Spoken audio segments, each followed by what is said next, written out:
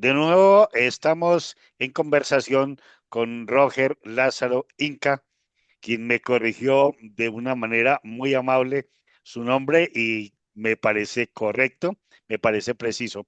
Roger, ahora sí hablemos de la parte literaria. ¿En qué momento se dio cuenta usted que podía escribir o desde cuándo escribe y qué tipo de escritura, con qué tipo de escritura inició? Eh, Jorge, yo siempre les cuento a mis amigos que me preguntan cuándo inicié a escribir, siempre cuento la anécdota de la escuela, ¿no? Este, el- la profesora pidió, cuando yo estaba en los primeros años escolares, la profesora pidió un poema al Día de la Madre que no estuviera en el libro del año escolar. Entonces yo no tenía más libros para buscar otro poema distinto al que estaba en el libro por el Día de la Madre. Entonces se me ocurrió a mí escribir el poema cuando tenía 7 añitos. 7 añitos creo, o 8, pero por ahí estaba, ¿no? Entonces se me ocurrió a mí escribir el poema y llevarlo a la profesora. Lo llevé con muchos nervios, pensando que había cometido así como un delito, una falta a mi edad, ¿no? Entonces la profesora leyó el poema y me preguntó, ¿y quién es el autor? Y tuve que decirle que era anónimo. Y a la profesora le agradó el poema que yo hice a esa edad, ¿no? Creo que ahí fue el punto de partida que yo sentí la necesidad o creí que estaba haciendo algo distinto y he empezado a escribir desde ese día o desde esos días hasta la fecha. No he dejado de escribir, ¿no? A veces yo me quedo asombrado de la cantidad de papeles que he escrito. Creo que todos los días escribía, en cualquier papel que tenía a la mano escribía y guardaba y guardaba. Con decirte que hasta ahora todavía tengo así cartillas escritas en papel de cuadernos, desglosadas, las tengo ahí guardadas todavía, que posiblemente pueda sacar muchos más libros de poesía. Mi hija, por ejemplo, la menor, cuando me veía buscando cosas, me encontraba con una cantidad de cosas guardadas ahí escritas a lapicero, a lápiz, de cualquier color, rojo o azul, ahí guardadas. Me decía, papá, ¿qué busca? Estoy buscando mi nuevo libro de poesía. Y recogía todo ese manojo de cosas y iba armando un libro, ¿no? Y creo que todavía tengo por ahí muchas cosas guardadas por reunir y buscar más libros de poesía que puedo encontrar. Así que yo mismo sé que he guardado por ahí tesoros, entre comillas, que algún día buscaré para seguir escribiendo más textos literarios. Entonces, llevo más de 50 años escribiendo poesía, ¿no? Entonces, los frutos son muchos. He publicado 5 libros. Los dos primeros libros que publiqué fueron El aún y la existencia y Huyendo de la sabiduría. Te cuento que yo he sido una especie de francotirador, ¿no? O sea, lanzaba la poesía y nunca aparecía, ¿no? Entonces, recién he publicado mis dos primeros textos literarios cuando tenía 36 años. No, sí, no, 46 años, mira. Relativamente había escrito pues en algunas revistas, en la universidad también formamos un grupo literario que se llamaba Raíces y ahí escribíamos poesía. Pero un libro de poesía recién lo publiqué el año cuando tenía 46 años y de alguna manera quise salir a la palestra, como se dice, con 2 libros, ¿no? Yo presenté mis 2 libros juntos de poesía, Huyendo de la sabiduría y El aún la existencia. Luego, nuevamente un silencio literario impreso, por decirlo, eh, que he vuelto a publicar ya el año 2019. El año 2019 publiqué una novela corta titulada De cuentos no vive el hombre, que me dio muchas satisfacciones personales, puesto que fue considerada por la crítica nacional como una de las mejores novelas cortas del año 2019. Luego, por Amazon, en un proyecto con Amazon, he publicado 2 libros más, ¿no? O sea, he publicado otra novela corta que titulé El amor murió sin decirme su nombre, basado en una historia fatídica que sucedió en mi país el año 2001, que fue el incendio de Mesa Redonda, donde hubo más de 300 muertos y muchos desaparecidos. En función de esa historia trágica, hice yo una pequeña novela que me ha dado también muchas satisfacciones. Luego quise hacer un proyecto novedoso de mi infancia, de mi adolescencia, y tratar de mantener vivo esa novedad o esa tradición histórica de mi país. Y escribí un libro muy especial, ¿no?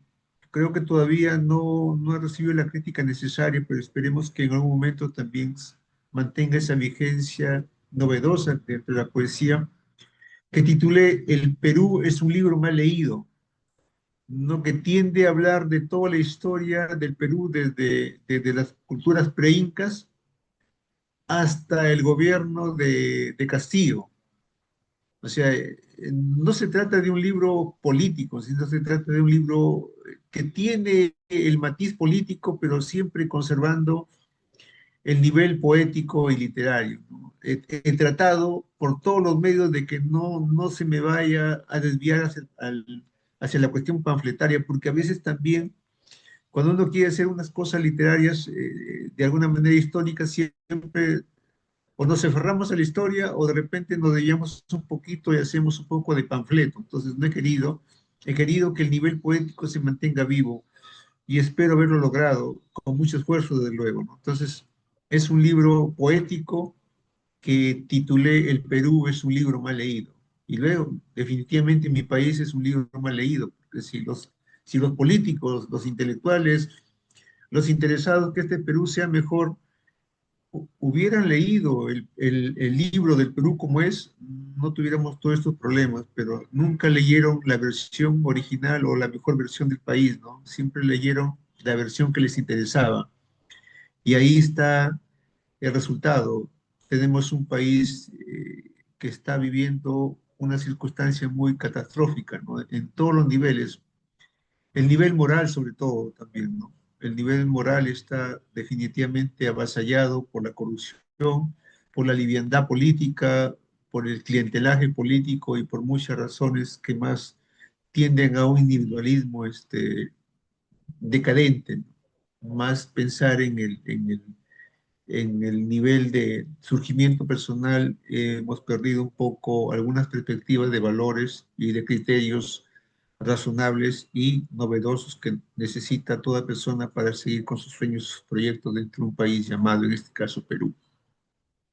¿Y cómo está eh, su libro? Es decir, ¿de qué manera armó usted el libro contando la parte histórica desde las culturas espiritualistas que realmente han tenido todos los pueblos de América Latina, de Latinoamérica, de Sudamérica, y luego, por decirlo así, el desmedro de esa parte espiritual? ¿O qué, de qué manera aborda usted esa temática de el pasado hasta ese presente de con Castillo, Roger? He tratado de que el nivel literario no se pierda, a pesar de la anécdota o de la parte histórica. He tratado de ponerle, se podríamos hablar de repente el candor literario, ¿no? O sea, de que la historia aparezca más mesurada, de alguna manera más centrada y desde el punto de vista poético más esmerada en hacerlo, ¿no? Creo que por ahí he logrado algo, ¿no? No tengo a la mano el libro, o sea, no lo tengo, tengo otros poemas de otros libros, pero en algún momento esos poemas se difundirán, ¿no? Por ejemplo, yo tenía un poema que dice, El Perú es un libro mal leído, y comienzo a hablar de que nosotros tenemos una riqueza cultural y hablamos de Machu Picchu y digo el Perú es un libro mal leído, sigo hablando de una parte de las grandes corrientes literarias del Perú que han habido y sigo hablando del Perú es un libro mal leído. O sea, le pongo la temática hermosa de lo nuestro, pero termino con el estribillo de que el Perú es un libro mal leído de todas maneras, ¿no? O sea, tenemos grandes cosas, pero tenemos ese defecto de ser un libro mal leído. ¿Y qué Eso, tal, dispense que le corte, pero yo admiro realmente al pueblo peruano por la riqueza espiritual tan extraordinaria, porque sin duda alguna había una dinastía de grandes gobernantes con un poderío espiritual extraordinario, con unos conocimientos de arquitectura, con unos conocimientos en todos los órdenes. ¿Qué tanto aprecia el peruano de a pie esos valores tan grandes que tiene la nación, esos paisajes tan extraordinarios y bellos, toda la comida, la gastronomía que es en el mundo reconocida? ¿Qué tanto aprecia el peruano todos esos valores que nosotros desde fuera los vemos y yo me admiro y contemplo eso y digo, es una cultura realmente extraordinaria que debiera estar brillando a nivel internacional en este momento, eh, con todo eso, o con todo ese acervo de conocimientos, de rituales, de belleza, de cosas tan grandes, Roger. me has hecho recordar con tu enfoque, me has hecho recordar una frase de un historiador, Antonio Raimondi, que decía justamente eso, ¿no? Que el Perú es grande, pero decía, el Perú es un mendigo sentado en un banco de oro. O sea, tenemos un país fabuloso, tenemos mar, costa, sierra y selva, tenemos riquezas minerales, tenemos grandes microclimas, tenemos variedades de productos nacionales, tenemos todo para ser un país brillante y para ser un país grande en Sudamérica. Pero lamentablemente tenemos una clase política muy corrupta. Y eso viene desde los albores de la República hasta nuestros días. Si nosotros como peruanos vemos nuestra cultura antepasada, nuestro devenir, nos encontramos que éramos el Tahuantinsuyo, éramos una potencia latinoamericana, que llegábamos hasta Colombia, Pasto, Nariño, esas partes era del Tahuantinsuyo, era todo Ecuador, era parte nuestra. Llegamos al sur por Chile, Río Maule y por Argentina hasta, creo que hasta Estero, Tucumán, algo así, ¿no? Y Bolivia era todo nuestro, le llamaban el Alto Perú, posteriormente le llamaron Alto Perú. Entonces, hemos tenido un progreso milenario que hemos ido perdiendo con el tiempo. Nos hemos ido alejando de nuestras raíces para mirar más al occidente y dejar que esta maravilla histórica sea avasallada por las posiciones occidentales de un mundo distinto. Entonces, creo que ahí ha habido un rompimiento, una ruptura en el país, ¿no? O sea, con el recorte de nuestras fronteras, y ya con el criterio colonialista y el virreinato y todas esas secuencias y luego la independencia, nos han dejado un país adolorido, ¿no? Con, con fragmentaciones, nos han dejado un país, quién sabe, sin proyectos masivos o solidarios. Hemos tratado cada uno de pugnar por un progreso que no reúne a todas las naciones del país, porque somos un país multinacional, tenemos muchas lenguas, las más cercanas tal vez podríamos ser, pues hablemos de la española, que es la que nos impusieron, pero tenemos la quechua, la aymara y otras muchas más, muchas, muchas lenguas nativas tenemos. Y somos orgullosos de ellas, pero no lo valoramos en ese sentido. O sea, sabemos que están ahí, que son parte de nuestra cultura, de nuestra raíz. Sin embargo, no sabemos valorar lo que tenemos. O sea, esa es la gran verdad. O sea, Y nos pasa a todos los latinoamericanos, ¿no? Tal vez disfrutamos o nos sentimos orgullosos de otras cosas, tal vez, ¿no? Si hablamos de una forma meridiana, tal vez nos sentimos orgullosos del fútbol y de otras cosas, pero no nos sentimos orgullosos de lo que somos y de lo que debemos ser como nación.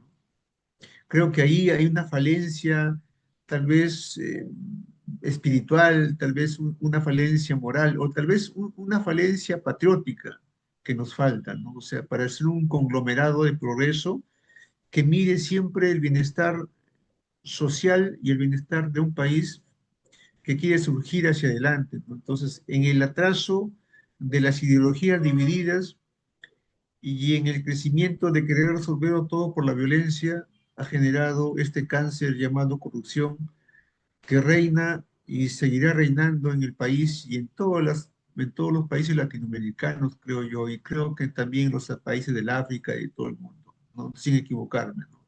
Sin duda Es, alguna, Roger, eso es, pasemos a cosas más amables, más bellas, pasemos a esa claro, ya hace parte falta, ya hace falta. suya. No, es que es fundamental, para eso nos hemos convocado, Roger, para que disfruten de sus creaciones. Ok, podemos leer un poco de poesía, o sea, ya una especie de despojarnos de este aire nocivo de la política, ¿no? Mejor. Mira, voy a leer un poema. Tengo un libro inédito donde condenso en ese libro los dos poemas con los que obtuve dos premios en España. El primer premio que gané en España fue el año 2016 con un poema que se llamaba Un camino seco abierto en el mar. Obtuve el primer puesto, Orola, en versión 2010. Y el año 2021 obtuve otro premio en España, Enrique Pleguezuelo, con un poema que titulé Prédica en otra montaña. De este libro que es inédito vamos a leer dos poemas. A ver, vamos a leer un poema que tiene una temática muy llamativa. Vamos a ver si podemos leerlo con esa eh, proporción que necesita, ¿no? Se llama Confesión del Poema. El poema me dijo, debo irme ahora mismo de aquí. Y yo me opuse. ¿Cómo te vas a ir si estás desnuda?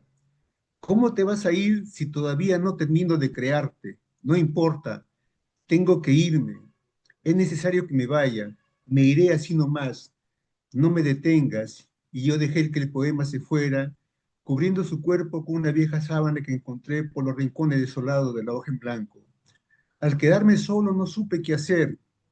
Y si se quiebran sus piernas, pensé de pronto, ¿cómo podrá regresar? Y si se nublan sus ojos, me desesperé, ¿cómo podrá mirar por donde va? Dios mío, si no puede ver en verdad, el autobús en la esquina la puede arrollar. No conoce a nadie, nadie sabe cómo se llama, todavía no le puse un nombre, le faltan tantas cosas para hacer un poema. ¿Cómo la podrán identificar para que me den aviso si algo malo le sucedió? ¿A dónde se fue? ¿Quién la llamó? ¿Por qué se ha ido de mi lado? Si no conoce a nadie, si apenas me conoce a mí, y si no recuerda mi nombre, y si no recuerda mi nombre, ¿cómo volverá a casa? ¿Cómo podrá volver? ¿Acaso se fue a ver a un novio? De pronto tiene un amante, tal vez conoció a un amigo. En verdad no sé nada, en verdad no sé nada. A pesar de no ser un poema completo, a pesar de estar doloroso y vulnerable, no sé por qué tuvo que irse de mi lado. Todas las noches esperé que volviera, pero nunca volvió. Ahora estoy muerto y ella ha vuelto, está en mi velorio, está frente a mi ataúd. Nadie ha abierto su presencia. Todos dicen que es el mejor poema que he escrito. Es un maravilloso poema póstumo, murmura mi funeral. Ahora el poema me habla, se acerca a mi cadáver, me da explicaciones de su partida, se pone a confesarlo todo. Esa noche tenía que irme, dice, tenía que irme. Tuve miedo de ti al verte derrotado y triste. Tuve miedo de que me guardaras en archivos sin nombre. Tuve miedo de que me corrigieras una vez más. Tuve miedo de que me arrojaras a la papelera de reciclaje. Tuve miedo de ti, mucho miedo. Por eso decidí irme esa noche y me fui así nomás. Yo soy un muerto que nada sabe y la confesión del poema es para ustedes y no para mí. No sé por qué no nos lo había contado antes, un poema tan extraordinario, el cual admiro. Gracias, Roger, por compartirnos este gran poema. Podría decirse el mejor poema del mundo en ese momento, indudablemente. Qué bueno, gracias. Seguimos con otro poema del mismo libro, El oficio y la inspiración. Siempre la temática es parecida, ¿no? Dice, el loco se detuvo frente al espejo y para que lo escuchara todo el mundo, apuntando con el dedo su imagen que desgrabada se reflejaba, gritó, saquen a este loco de aquí. La poesía descendió inmediatamente y con sus poderosas convicciones quebró el espejo y cumplió la orden. Y el loco, satisfecho de que se cumpliera, salió a la calle detrás de los lectores. Al rato se difundió una noticia.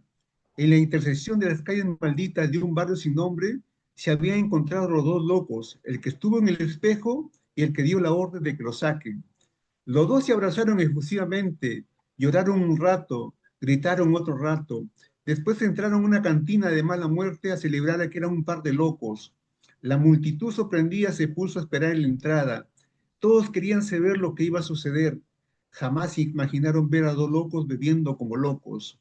La noche se fue de largo y la madrugada apareció, pero los dos locos no salían de la cantina.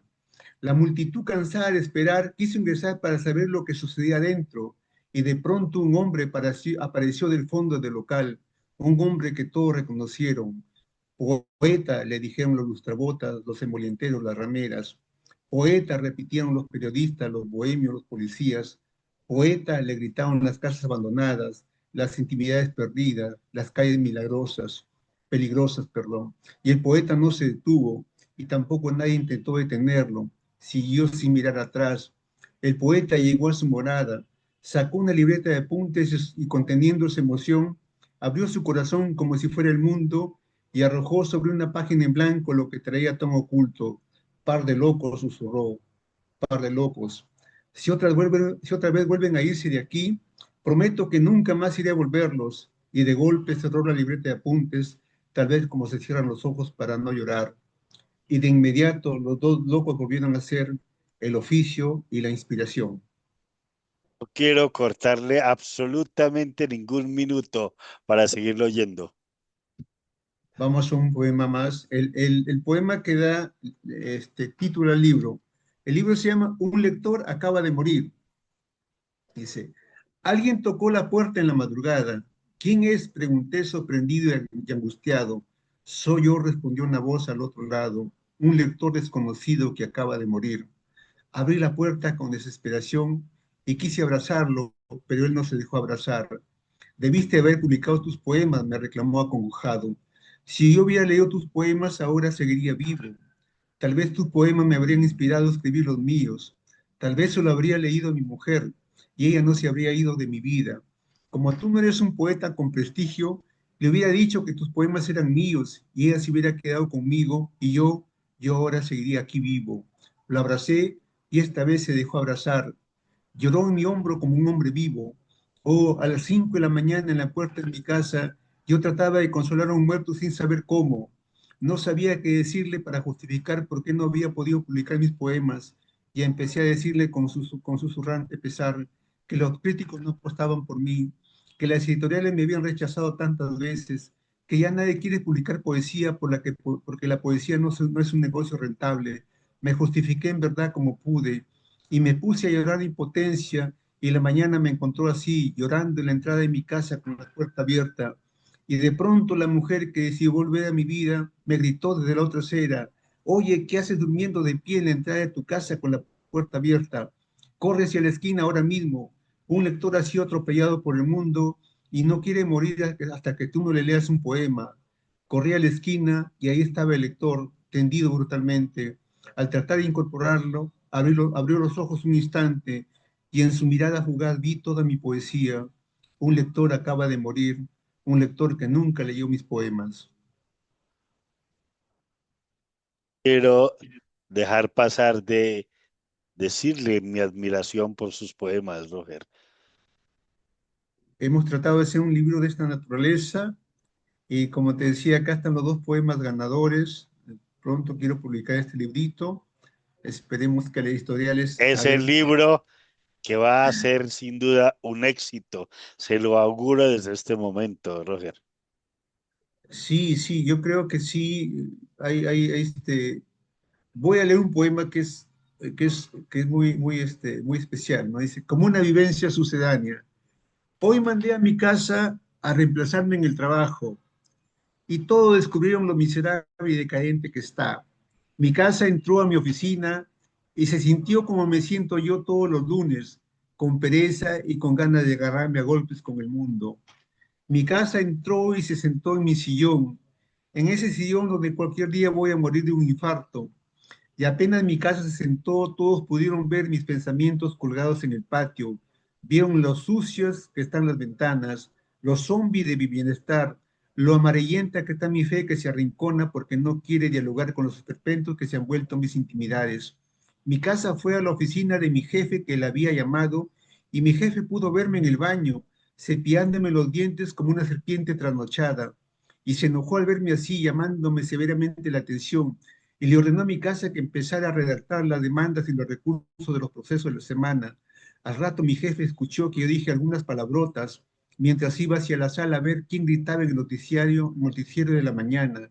Él vio mi celular que timbraba en medio de la cama, vio mi anillo de casado que había caído el inodoro y yo ahí lo había dejado, vio mi orgullo enrollado en el papel higiénico, vio mi desgracia, vio mis secretos, vio mis repugnancias, vio mis poemas escapándose de la computadora que estaba apagada. Y en ese momento mi jefe se decepcionó de mí, me dijo, estás despedido. Inmediatamente en mi casa ocupé mi puesto en el trabajo. Y desde ese día, como una vivencia sucedánea, sin fe muero siendo mi oficina, sin fe muero siendo mi casa. No, no, no. Es tan la maravilla que, por favor, continúe hasta terminar esos poemas tan extraordinarios. Mira, ahora lo leí también ahí en el evento de Manizales, en la cumbre. Voy a leer el poema que gané el Pleguezuelo, Prédica en otra montaña. Yo no escribo para ganar el Nobel de aquí a 50 años. Yo no escribo para que me conozcan las palomas en las plazas. Yo no escribo para retener en mis manos la vejez de mi madre. Yo no escribo para largarme a París cuando me dé la gana. Yo no escribo para que mis amigos compren cajas de cerveza. Yo no escribo para justificar la soledad que me ha tocado. Yo no escribo para que una mujer me ame fuera de sus carnes. Yo no escribo para que me perdonen los jadeos y las lágrimas. Yo no escribo para tener un empleo frente a un crucificado. Yo no escribo para que los intelectuales me saluden al paso. Yo escribo porque me estoy hundiendo con tantos muertos y solo sé que las palabras podrán mantenerme a flote. Recuerdo gratamente, Roger. Sí, es un poema que leía ya. Y con este poema tuve la suerte de obtener el primer premio en, este, en Enrique Pleguezuelo del año 2021. Salíamos de la pandemia y todos pensaron que este poema era justamente por la pandemia, ¿no? Cuando yo digo, y yo escribo porque me estoy hundiendo con tantos muertos y solo sé que las palabras podrán mantenerme a flote, pero este poema lo escribí en los años violentos de mi país, ¿no? Cuando todos los días aparecían muertos por todos lados, sobre todo en la sierra, en la parte de la sierra interior de mi país, Ayacucho y todas esas zonas, aparecían cadáveres en las márgenes de los ríos, en los puentes, en las carreteras, aparecían muertos, ¿no? Entonces, yo por eso escribo el poema. Sin embargo, el jurado de Enrique Pleguezuelo valoró el texto como si fuera un poema de la pandemia, ¿no? Porque más o menos la temática de la muerte estaba ahí, este, perenne, este, ahí oscilando, porque tantas personas murieron en la pandemia y tantas personas murieron también durante el terrorismo en mi país. O sea, la muerte ha estado siempre ahí danzando alrededor del poeta y el poeta como un ser que de alguna manera recepciona todos esos mensajes dolorosos y es consciente de lo que está viviendo, de alguna manera busca expresarlo, tal vez en mi caso de un modo distinto, ¿no? Pero al final el resultado es lo mismo, no es el dolor de siempre. Y eso he tratado yo de plasmar en este poema, ¿no? De decir algunas cosas, por ejemplo, decir, yo no escribo para que los intelectuales me saluden el paso, yo no quiero eso, yo escribo por otro motivo. Entonces,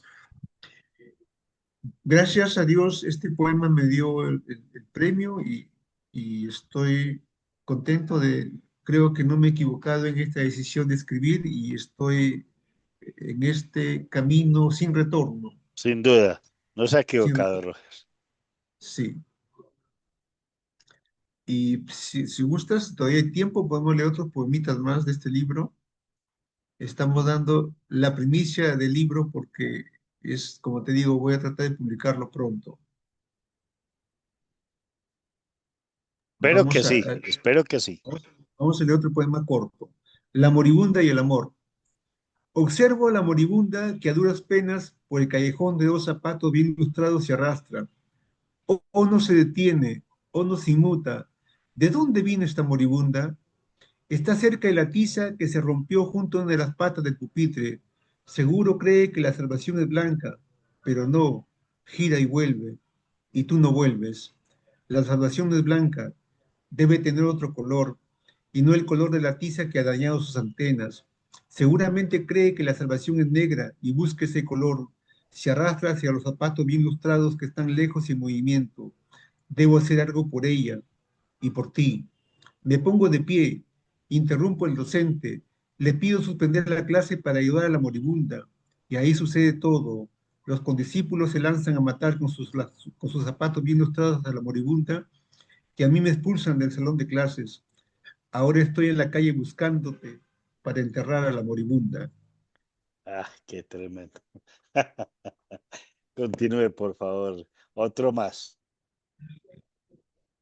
Vamos a encontrar por aquí unos poemas. Vamos a leer un poema que de repente tiene un tinte político de este tiempo. ¿Qué les importa a los peces la lluvia? En mi país, los peces no son peces y afirman que creen en Dios y empieza a llover sin que importe el por qué, pero ¿qué les importa a los peces la lluvia? En mi país los peces se comen a los hombres y hay celebraciones. Ellos beben whisky y elixir inmortal y no les importa los sollozos del sur ni las lágrimas del norte. En mi país los peces veneran a la bestia y estropean los sueños. Son peces frívolos, apasionados, sanguinarios y locos. Son peces depredadores. Cargan a las vírgenes en las fiestas, hablan del más allá de un sillón Voltaire, se educan para saquear el país, compran pasajes para ir en primera clase al cielo. En mi país los peces no viven en el mar, pero son dueños del mar. En mi país los peces son ubicuos y usan sus poderes. He visto a los peces echando de los templos a los intelectuales que abren los ojos. Se computan como Cristos echando a los mercaderes. He visto a los peces huyendo con el rabo entre las piernas del poema Masa de César Vallejo, porque tienen miedo de escuchar, pero el cadáver ahí siguió muriendo. Habráse visto, ni la lógica respetan. Deberían huir con la cola entre las aletas. He visto a los peces en la misa el domingo, haciendo a su gusto el domingo. En mi país los peces se comen a todos los peces. En mi país, sobre el territorio de mi país existen los peces. Quieren humillar la sierra y la humillan. Quieren violar la selva y la violan. Quieren prostituir la costa y la prostituyen y se van al mar. Y qué linda está la mar. Y empieza a llover sobre azufre del cielo. Es porque edificaron Sodoma y Gomorra de nuevo. Por confesiones que vendrán, estos peces no son peces para la poesía, estos peces son peces para la policía, y el banquete del tiempo no termina, y si hoy llueve, y si mañana no llueve, y si hoy no llueve, y si mañana llueve, ¿qué les importa a los peces la lluvia? Dura crítica de una manera ah, muy bonita, muy bien contada. Todavía nos queda tiempo, por favor. Y hemos tratado de hacer este libro. Este libro lo he escrito en mis años juveniles, me considero joven todavía, pero más juveniles, ¿no? Eh, He escrito este libro y había quedado ahí algunas cosas, he ido mejorando, pero ya está listo para publicarlo, pienso yo. Voy a leer un poema más corto. Este es un poema, todos los poemas son largos, entonces sé que el tiempo ya nos está.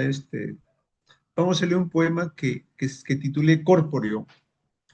Dice, mis manos botánicas, sucias, oficiosas, impacientes, mis ojos esplines, lluviosos, fulanos, indigentes, mi boca patriótica, rural, legítima, insolente, mi cabello rebelde, prófugo, nupcial, independiente, mis piernas mucamas, futbolistas groseras, adolescentes, mi nariz militar, gitana, social, impertinente, mi pecho salvaje, musical, pacífico, indecente, mi piel usada, poeta, civil, delincuente, mi rostro fáctico, reo, discípulo, conviviente, mi sangre filial, bíblica, deseosa, combatiente. Mira, otro más y despedimos el programa. Otro corto. Tendríamos que buscar otro poema corto. Vamos a ver, estamos un corto. A ver, aquí hay uno. Ya. Vamos a leer este poema corto y ya. Este poema se llama, no, este es muy largo. Vamos a buscar otro pequeñito. Este poema se llama Un hereje entre dioses. Dice, el poeta es como un hereje entre dioses. Cuando escribe, parece un monje que salta hacia el infinito. El poeta es la uva de la reflexión, bebedor y bebida al mismo tiempo, el sembrador de los silencios alrededor del viento. No es el que cruza la montaña, sino el que le va edificando, huella tras huella, ruido tras ruido, alma tras alma. El poeta es el polvo erguido que escribe noche y día para nunca jamás doblarse, el desconocido y desafiante árbol de la vida que va a todas partes. El poeta nunca repartirá lugares santos, ha sido desheredado de los reinos para poder escribir. Ahora mismo puede hablar de la vida y de la muerte sentado frente a la hoja en blanco. No tiene última voluntad. Las palabras lo llevan y lo traen. Le corresponde asumir el empujón de la historia. No ama la placenta del universo. Desborda, ocasiona, irrumpe. Se ha vuelto el inmemorable animal herido del que por sus derribadas comisuras se escurren las estrellas tiritando. El poema escribe para que le devuelvan su imagen y semejanza. Canta la canción del día que las semillas proclamaron el amor. Desparrama los sueños para que la herida se sienta en la costra. Escribe todas las verdades que no murieron en el Gólgota. El poeta es el deseo que consume laberintos.